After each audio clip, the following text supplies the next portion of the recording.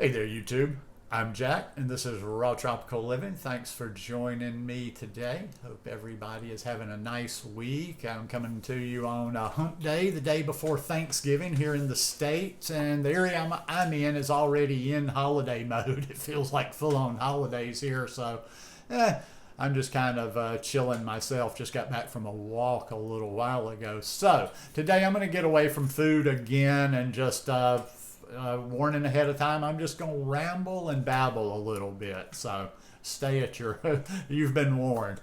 Today I'm going to talk about worry, living in the future, and a lesson in mindfulness. That's a mouthful. I actually had to write that down so I'd remember the exact title of it. But I think I might have mentioned this in a recent video, or I know I've mentioned about the dental part. After 20 years, I went to the dentist about I guess it's been about 10 days ago now. And I'll tell you what, for the last few years, I have worried, knowing that that day was going to come when I had to go to the dentist. And I've really worried about it because I hadn't been to the dentist in 20 years. Haven't taken care of my teeth. Used to be a drunk, probably passed out a lot of nights or just went to sleep with alcohol, sugar, all kind of food on my teeth. So anyhow, about 10 days ago, I went to the dentist, and like I say, I was just absolutely, my anxiety was through the roof, and they did the examination, and they did all the x-rays, and the dentist came in and checked, with his little things to see how much gum loss and all this. And to be honest, a lot of my anxiety subsided after that first visit because it was not nearly as bad as I thought it was going to be. And knock on wood, I'm very fortunate. I'm fortunate in that sense, just the way that I think I was fortunate that I have a strong constitution, a good immune system with the drinking, because that's the main reason I kind of changed my lifestyle in the first place, is I was afraid of, health issues related to alcohol, i.e. my liver.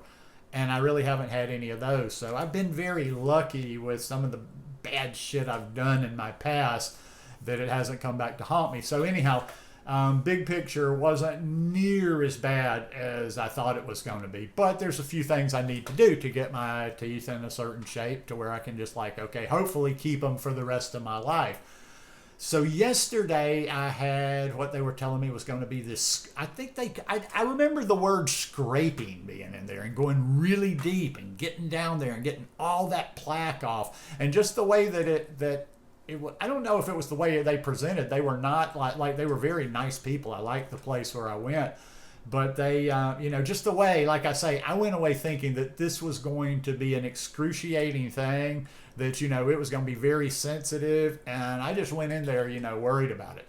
Plus, I've had a little flare up with this condition I spoke about that I have a few years ago. It hadn't bothered me much in the last year or so, but it's called, I'm not going to get into this, but it's called chondrocostal junction syndrome. When I'm having a flare up, it makes it hard for me to sit a lot of times or even stay in one position.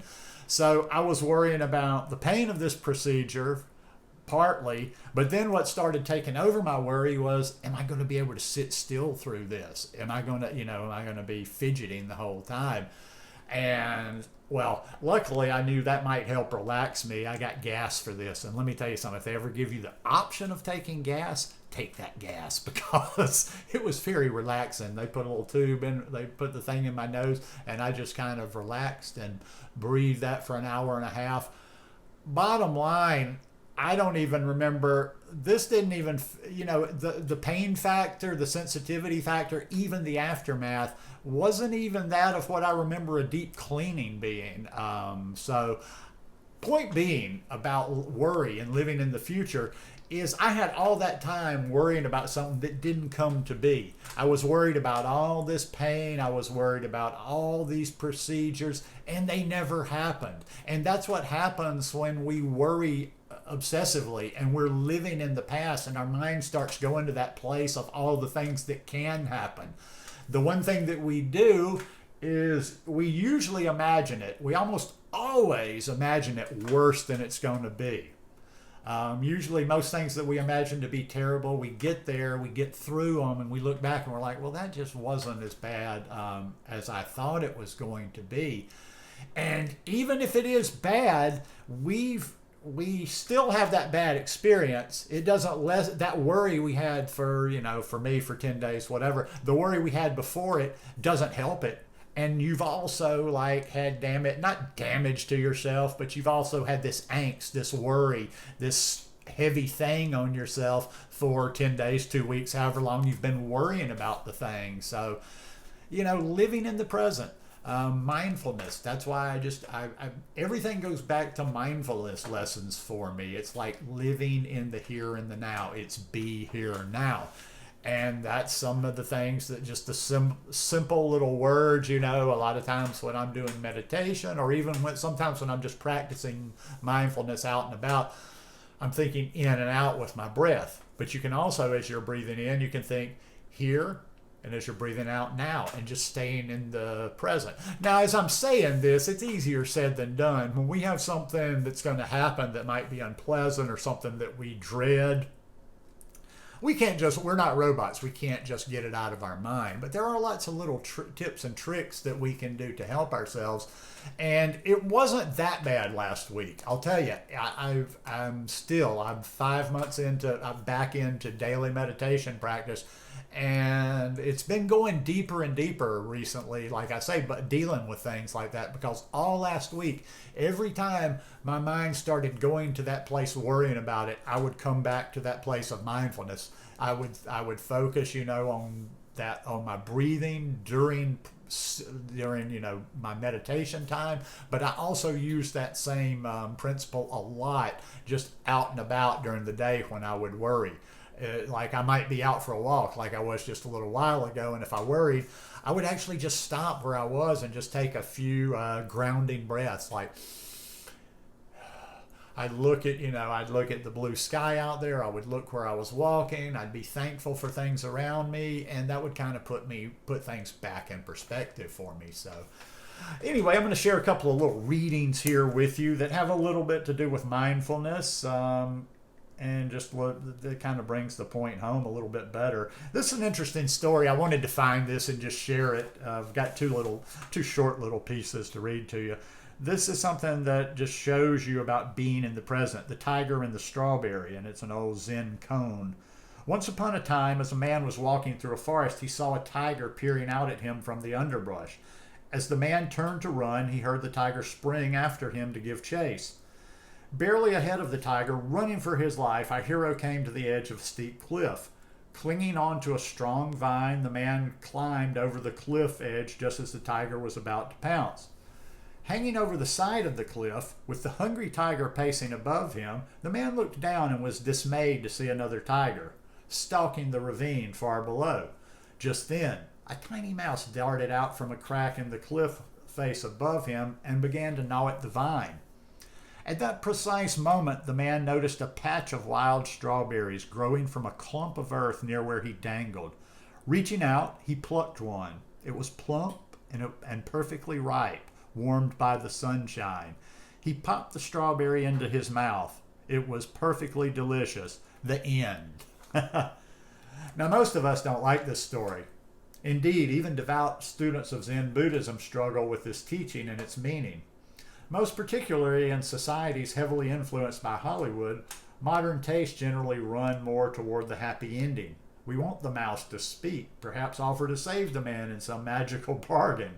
We want the strawberry to transform the man into a bird who flies away to safety. Of course, that's all nonsense. Fairy tales can't help us in the here and now.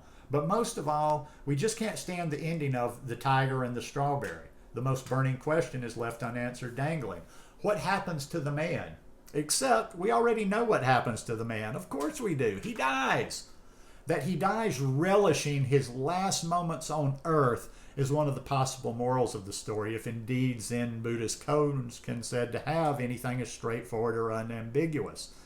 The man's situation, with tigers menacing him from all sides, hanging on for dear life from one moment to the next, is our reality. We are currently clinging to a massive ball of molten iron and shifting tectonic plates. Any stillness you might feel is a helpful hallucination provided by your human brain. In reality, all of us are hurtling through space on a giant mass held together by poorly understood physics. The very fact that we exist at all is as close to a statistical impossibility as anything you can imagine. Add natural disasters, war, and the impending heat death of the universe, and a sense of what a miracle we are begins to emerge. We really shouldn't be here at all. Considering that we are here, and considering that we really won't be around all that long, even if we die of extreme old age, should instill a profound sense of appreciation for the present moment. And how to start living in the moment. I'm just going to read a piece of this one because just a few things on mindfulness that I'm always trying to share. Also, too, in the description below, if you check out my page on Facebook page, P-A-G-E, page, I have to say that because people think it's a group, Raw Tropical Living. I do some videos and talk about mindfulness and meditation over there. But what you can do is start practicing mindfulness. How can we start living in the moment in a world that is constantly trying to draw our attention to the past and future? Before we get into concrete actions you can take, it's important to understand what mindfulness is. You've probably heard the term before, but may not fully understand what it means. What is mindfulness? The concept of mindfulness is actually quite simple. To be mindful is to live in the moment.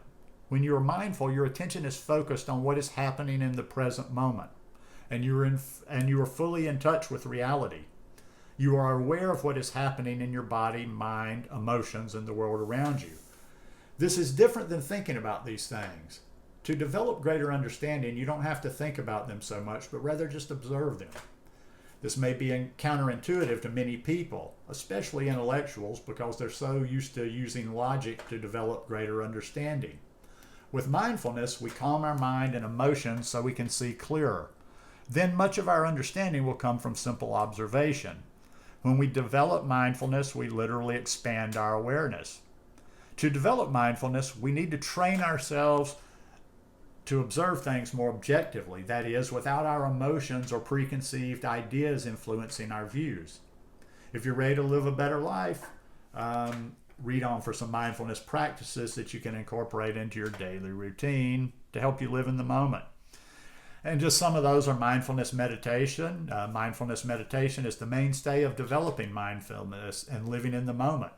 To practice mindfulness meditation, all you really have to do is sit quietly and follow your breathing. When your mind wanders off, just bring it back to your breath. Don't judge yourself. Don't be upset with yourself. Just simply come back to your breath. And notice how your lungs expand with each in-breath and contract with each out-breath.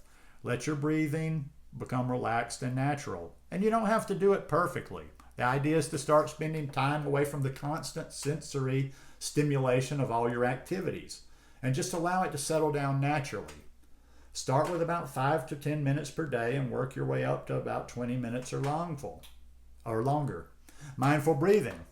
While this may sound the same as mindfulness meditation, all you're really doing is taking short breaks occasionally, 10 to 15 seconds to observe your breathing. What you can do every day, stop at a traffic light, what have you. Stop whatever you're doing, take a few mindful breaths, then resume your activity. You can do mindful breathing at any time of the day during your busy schedule. What it does is interrupt the acceleration of your mind. It's like taking your foot off the accelerator while driving. That's brilliant. And then I won't read all the stuff, but there's also mindful walking, just being aware of your steps, being aware of the things around you, being aware of how you're breathing as you're walking. There's mindful eating, being aware of each bite that you're taking. Taking your time chewing your food, enjoying the textures, the taste, all the differences of it, and mindful activities.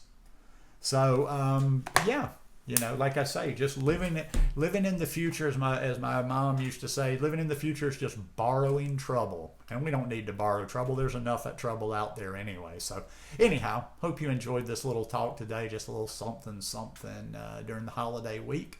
If you like this one, give me a thumbs up, and I'll see you here again maybe at the end of the week over the weekend. Peace.